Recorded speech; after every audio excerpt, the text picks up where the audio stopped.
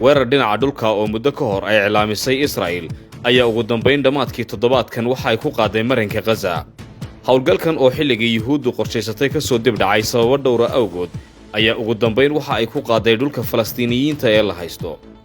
waxaana ra'iisul wasaaraheedu uu ku dhawaaqay waxa uu ugu yeedhay dagaalkii labaad ee xornimo-doonka ee Israa'iil. inkastoo haddaba howlgalka ciidan uu u muuqanayo mid ka yar sidii la qorsheeyey, haddana waxaa hubaal ah in ciidamada lugta ee Yuhuuddu ay galeen marinka Gaza. warbixintan waxaynu ku eegi doonnaa ilaa iyo hadda wixii dhacay, maxaa laga filan karaa, arrintanise sidee ayay u saamayn kartaa waddamada ku yaala gobolka Bariga Dhexe. aan dib ugu noqonno xaaladda marinka Gaza iyo maalmihii la soo dhaafay. inkastoo Israa'iil ay halkaasi ka waday duqeymo xooggan oo ay ku dishay kumanaan qof oo rayid ah, haddana qorshaha ciidan ee lugta ayaa waxa uu bilowday habeenkii Khamiista. muuqaallo ay ciidanka Israa'iil baahiyeen waxa ay ku soo bandhigeen iyaga oo dhufaysyo ka samaysanaya halkaasi. howlgalkan ayaa Israa'iil waxay ugu yeedhay mid ay ku baadi goobayso marinada dhulka hoostiisa ee Xamaas ay adeegsato.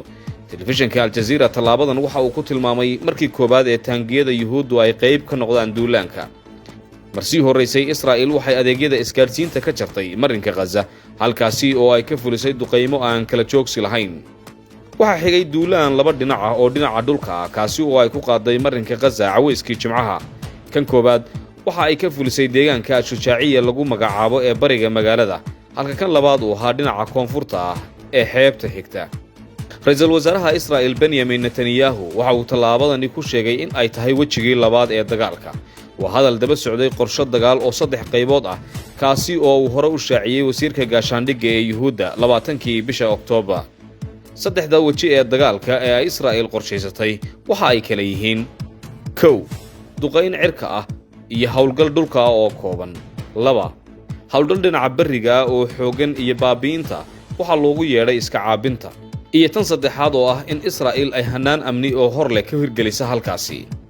shirkiisa jaraa'id ayaa ra'iisul wasaaraha Israa'iil waxa uu ku sheegay in qorshaha koobaad ee Tel Aviv uu yahay in la tirtiro sida uu hadalka u dhigay Xamaas, halka uu qorshaha labaadna ka dhigay badbaadinta maxaabiista Israa'iiliyiinta ah ee ku jira gacanta dhaqdhaqaaqa Xamaas. intaasi kadib howlgalka ciidan ee lugta ee Israa'iil ayaa waxa uu ka bilaabmay dhinaca waqooyi galbeed ee magaalada Gaza, gaar ahaanna deegaanka u dhow Beit Xanuun. laakiin wax yar ka hor qorax soo bixi ayaa ciidamada Yuhuuddu waxay dib ugu laabteen fadhiisamayaashoodii ay ka soo duuleen marka hore. caweyskii Axadda warbaahintu waxa ay tabisay isku hor imaadyo ka dhacay goobo dhowr ah oo ay isaga hor yimaadeen ciidamada Israa'iil ee duulaanka ah iyo kuwa iska caabinta. afhayeen u hadlay mintidiinta Xamaas ayaa waxa uu sheegay in iyagu ay lahaayeen gacanta sare ee dagaalka. sidaas ayaana uu ku bilowday weerarka ciidan ee lugta ee Israa'iil. markana aynu eegno saadaasha maxaa xigi kara waqtiyada dhow. falanqeeyaashu waxa ay sheegayaan in saacadaha soo socda la filan karo duulaanka Yuhuudda oo ka xoog badan sidii hore, inkasta oo horumarka ay samaynayaan uu kooban yahay.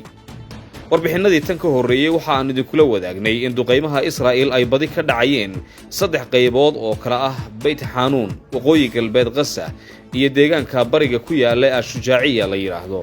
bartilmaameedka Israa'iil ee duulaanka dhulkuna waa isla goobahaasi hore.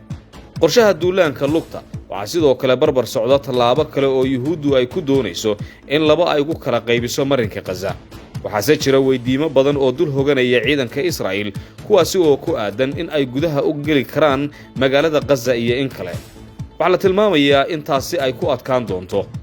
dhowr qodob oo labadan soo socda ay ugu muhiimsan yihiin ayaa arrintaasi sabab u ah. 1. Xamaas si aada ayay ugu xoogan tahay marinka Gaza, waxaana ay adeegsadaan godad ku yaala dhulka hoostiisa, kuwaasi oo muhiim u ah dagaalka xilligan.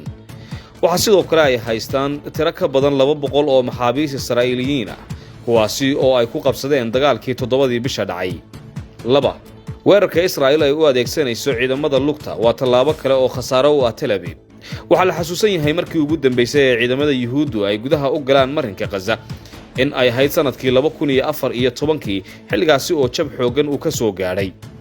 16 ka mid ah ciidamadooda ayaa lagaga dilay marinka Gaza. beddelka arrimahaasi oo hadda midkoodna aanu suurtagal ahayn ayaa Israa'iil waxa ay qorshayn doontaa in ay laban laabto go'doominta marinka Gaza, gaar ahaanna in ay xakamayso shidaalka marinka Gaza, taasi oo ay u aragto tallaabo culays lagu saari karo dhaqdhaqaaqa Xamaas.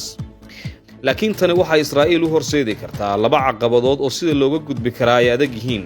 tan koobaad waa galka maxaabiista ku jira gacanta Xamaas, godoomin dheeraada oo la saara marinka Gaza waxay culayska ku sii badinaysaa maxaabiista Israa'iil ee la haysto. Arrinta labaadna waa in godoomintu ay qaadan karto waqti ka badan dagaalka caadiga ah. dheeraanshaha waqtigu waxa uu xukuumadda Yuhuudda u noqonayaa arrin mar walba dhibaato ku ah maadaama ay haystaan cadaadisyo gudaha ah. cabsi kalena waa in ra'iisul wasaaraha Israa'iil Benjamin Netanyahu xilligan uu ka cabsi qabo in muddada dagaalka oo sii dheeraata uu kursigiisa ku lumin karo. waxaa la xasuusan yahay sanadkii 2021 ciidamada Israa'iil oo fulinaya qorshe ahaa in la duqeeyo godadka dhulka hoosteeda ah ee adeegsadaan dhaqdhaqaaqa Xamaas waxa ay saacad gudaheed rideen in ka badan 500 oo bambooyin ah, laakiin tallaabadaasi ma noqon mid guuleysata. saamaynta duulaanka bariga iyo gobolka bariga dhexe sida aan idinkula wadaagnay wararkeennii hore, duulaanka Israa'iil ee ciidanka dhulku waa mid saameynaya wadamada ku yaala gobolka bariga dhexe.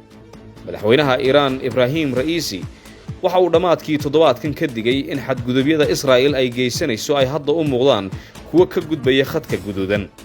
meelaha qaarkood gaar ahaan bariga Lubnaan waxa gantaallo isweydaarsaday Israa'iil iyo ururka Xisbullah. inkasta oo Israa'iil ay dhibaato weyn kala kulmayso in ciidamadeedu ay horumar ka sameeyaan duulaanka dhinaca dhulka ee ku qaaday marinka Gaza, haddana dagaalka dhinaca bariga ah waxa hubaal ah in saameyn xooggan uu ku yeelan doono xiisadda bariga dhexe.